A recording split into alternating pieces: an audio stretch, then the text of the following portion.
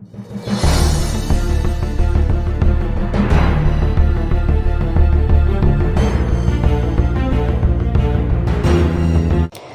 माँ जगदम्बे काली के मेरे प्रिय साधकों एवं मित्रों, स्वागत है आपका मेरे इस यूट्यूब चैनल दुर्लभ विद्याएं पे। मित्रों, आज आप लोगों के समक्ष मैं एक ऐसे मंत्र को लेकर के आया हूँ जो मंत्र गुरुमुखी भी है और पूर्णतः सिद्ध मंत्र है। इस मंत्र को आपको किसी प्रकार से सिद्ध करने की आवश्यकता ही नहीं है, बस आपको इसे बैठ करके कंठस्थ करना है, पूर्ण रूप से अच्छे से याद करना है ताकि आपके स्मृतियों में ये अच्छे से इस कदर बैठ जाए कि आपको मुख जबान पूर्ण तरीके से याद हो। अब फटाफट इस मंत्र को अच्छे से पढ़ पाएँ, बोल पाएँ, इस प्रकार से आपको याद करना है। आप अपने पूजन कक्ष में बैठ जाएंगे आसन पे और फिर इस मंत्र को कंठस्थ करेंगे। जो ही मंत्र कंठस्थ हो जाएगा ये आपके लिए कार्य करने लग जाएगा, ठीक है।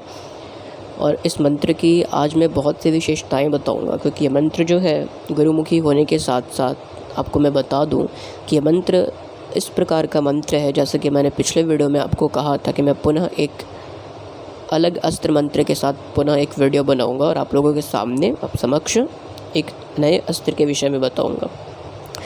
तो आज का जो ये अस्त्र मंत्र है इसका नाम है द्विमुखा शक्ति अस्त्र।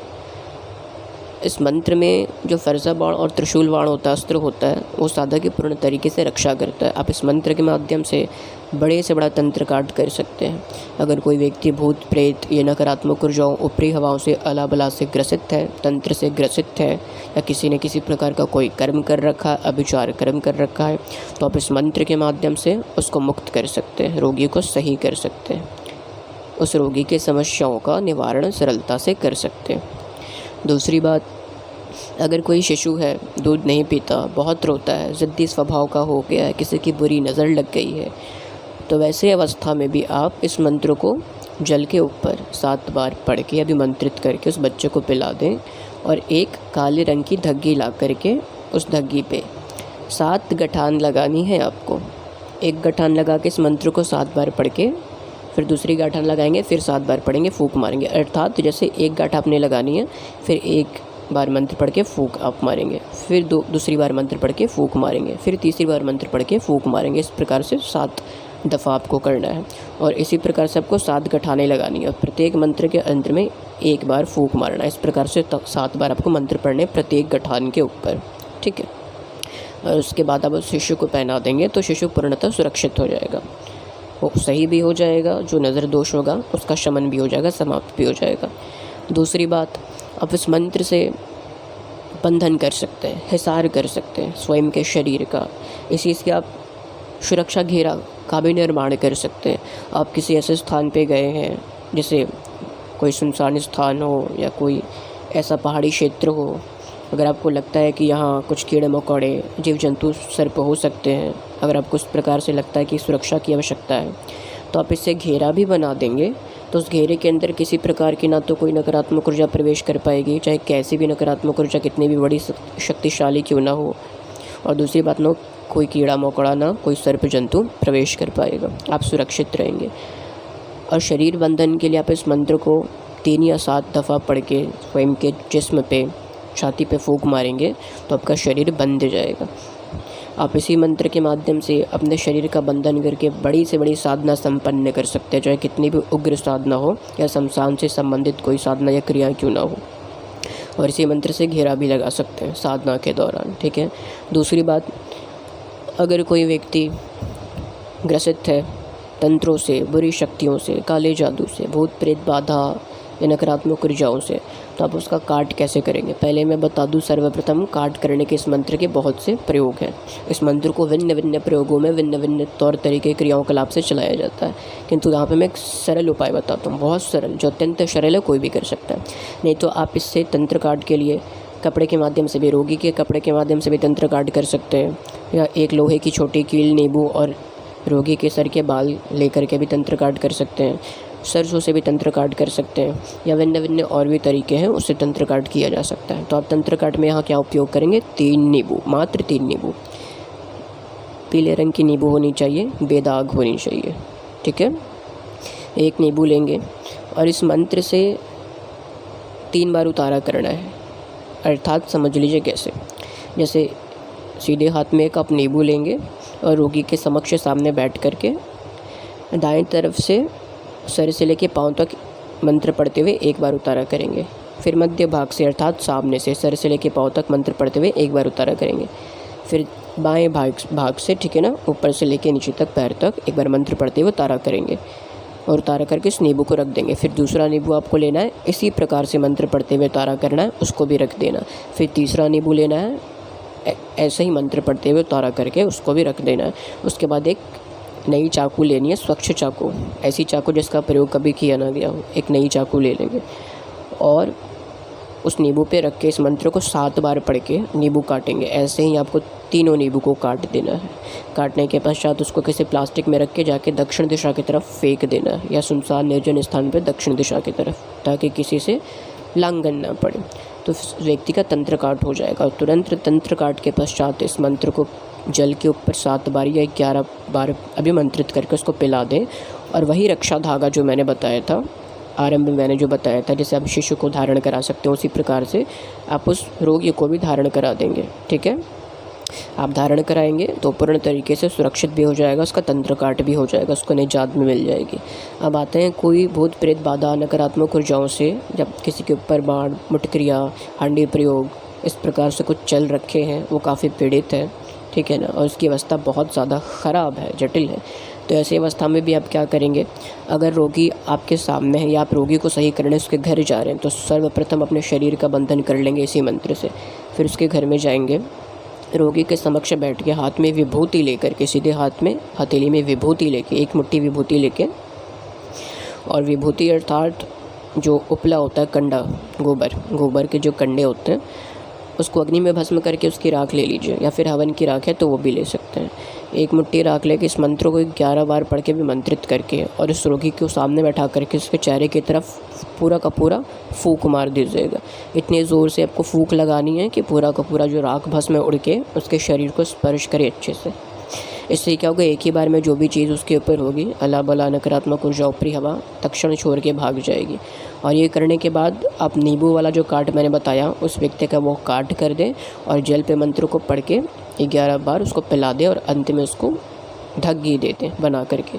आप इस मंत्र से एक प्रचंड तावीज़ भी बना सकते हैं। कैसे बनाएंगे, तो आपको मंगलवार, शनिवार, रविवार, शुक्रवार, मंगलवार, शनिवार, रविवार, शुक्रवार, इन 4 दिनों में से किसी एक दिन का चयन करके और प्रातःकाल सुबह उठकर अच्छे से स्नान से निवृत्त होकर और अपने पूजन कक्ष में बैठ के करना क्या है, जो सामग्री है उसको एक दिन पहले ले लीजिएगा, अपना ला के रख लीजिएगा सुविधा के लिए। अनार का जो पेड़ होता है उसकी एक लकड़ी तोड़ लीजिएगा और उसको छिलके एक पेंसिल की तरह बना लीजिएगा, और वो ना हो तो आम की लकड़ी भी यहाँ पे चल सकती है, उसका उपयोग किया जा सकता है। दूसरी बात, रक्त चंदन का घोल बना लीजिएगा और एक भोजपत्र ले लीजिएगा। इस मंत्र को उस भोजपत्र पे उस कलम के माध्यम से आपको लिखना है। लिखने के बाद उसको अच्छे से मोड़ करके तांबे के तावीज़ या चांदी के तावीज़ में अच्छे से डाल के उसको बंद करके उसका मुख तावीज़ का अच्छे से, और इस हाथ में लेकर के सीधे हथेली में लेकर के और उस तावीज़ पे इसी मंत्र को 108 बार पढ़ना है। अभी मंत्र करेंगे 108 बार, प्रत्येक मंत्र के अंत में एक फूंक लगानी है। इसी प्रकार से आपको 108 मरतबा मंत्र पढ़ना है। अभी मंत्रित करने के पश्चात उसको लाल या काले रंग की डोरी में पिरो करके आप जा करके रोगी को पहना दीजिए। आप तावीज़ दीजिएगा तो इस तावीज़ का प्रभाव बहुत दीर्घ काल तक रहेगा, ख़त्म नहीं होगा कभी, ठीक है ना। दूसरी बात, अगर आप वो नहीं दे सकते हैं तो तक्षण के लिए आप ढग्गी भी देंगे तो भी उसकी रक्षा जो है वो होती रहेगी, दिक्कत वाली समस्या वाली बात नहीं है, ठीक है। और एक बात बता दूं, घर का बंधन करना होगा तो इस मंत्र से आप घर का बंधन भी कर सकते हैं।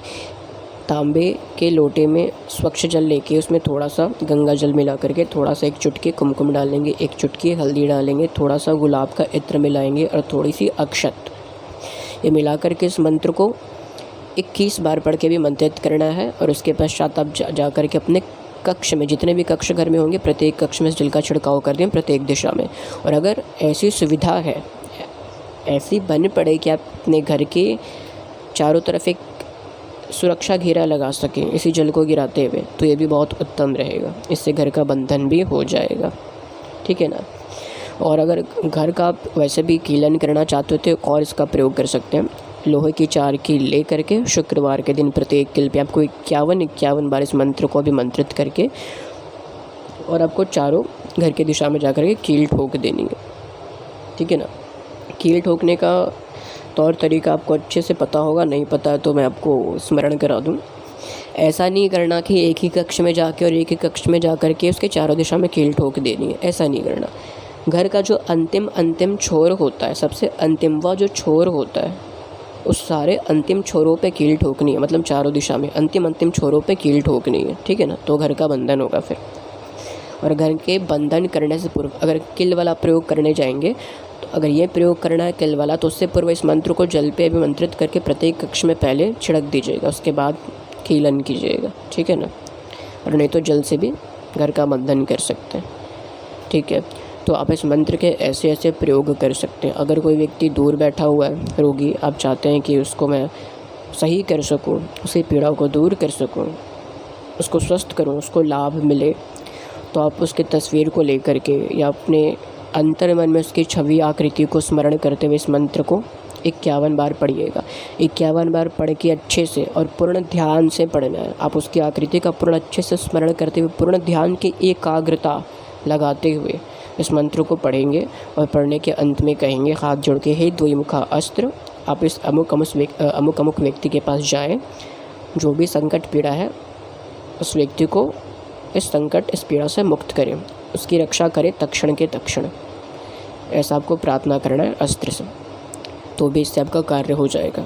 जो भी रोगी होगा उसको लाभ मिल जाएगा। किंतु आप 1 हफ्ते बाद, 2 हफ्ते बाद या कुछ दिनों के बाद जा कर के उसको एक सिद्ध जो डोरी होती है अभिमंत्रित धगी वो दे दें या फिर तावीज़ बना करके दे दें, ठीक है ना। तो आप इस तरीके से इस मंत्र का प्रयोग कर सकते हैं। ये बहुत ही ज़्यादा कारगर, सिद्ध और बहुत प्रभावकारी अस्त्र है। इस अस्त्र में जैसे मैंने बताया फरसा और त्रिशूल जो दो बाण होते हैं, अस्त्र होते हैं, वो रक्षा करते हैं, काट करते हैं। तो मैंने जन कल्याण के लिए ये आपको मंत्र बताया, गुरुमुखी मंत्र है। उम्मीद करता हूँ आप इसका अच्छा प्रयोग करेंगे, ठीक है। और जो मित्रों मंत्र है वो भी मैं बता देता हूँ, आपके स्क्रीन पे अभी यहाँ पे दिखाया भी जाएगा। मंत्र इस प्रकार से है कि ओम जम्बो देवी जम्बो बैरुंग सिर राखो सिर देवी कुमा राखो कुमा नरसिंह गोड़ा राखो अग्नि बैताल बिजूली वैरुंग छाती राखो फरसा बाण त्रिशूल बाण तेरो सिर तोड़ी मैं खाओ मेरो सिर तोड़ी मैं खाओ कौन पट कालो बैरुंग की वाचा सत्य फट। और एक और बहुत आवश्यक बात स्मरण रखिएगा, इस मंत्र के अंत में जहाँ फट आया है, तो जब भी आप किसी का काट करें या जो भी नकारात्मक ऊर्जा भूत प्रेत या तंत्र से ग्रसित व्यक्ति को जब सही करने जाएंगे, तो जब मंत्र का स्मरण करेंगे अंत में जो फट है उस फट का उच्चारण आपको उच्च स्वर में करना है, फट ऐसे करके, ठीक है ना। जैसे कौन पट कालो बैरुंगी की वाचा सत्य फट, ऐसे, ठीक है ना। इसका स्मरण रखिएगा और इस मंत्र का इस प्रकार से उच्चारण करके ठीक प्रयोग करके स्वयं भी लाभ ले सकते हैं, दूसरों का भी कल्याण कर सकते हैं। तो आशा करता हूँ उस मंत्र से आप दूसरों का अवश्य कल्याण करेंगे, दूसरों की सहायता करेंगे। तो चलिए मित्रों, मैं मिलता हूँ अगले वीडियो में एक सिद्ध मंत्र के साथ और कुछ गुप्त अन्य प्रयोगों के साथ। तब तक के लिए जय माँ जगदम्बे काली के।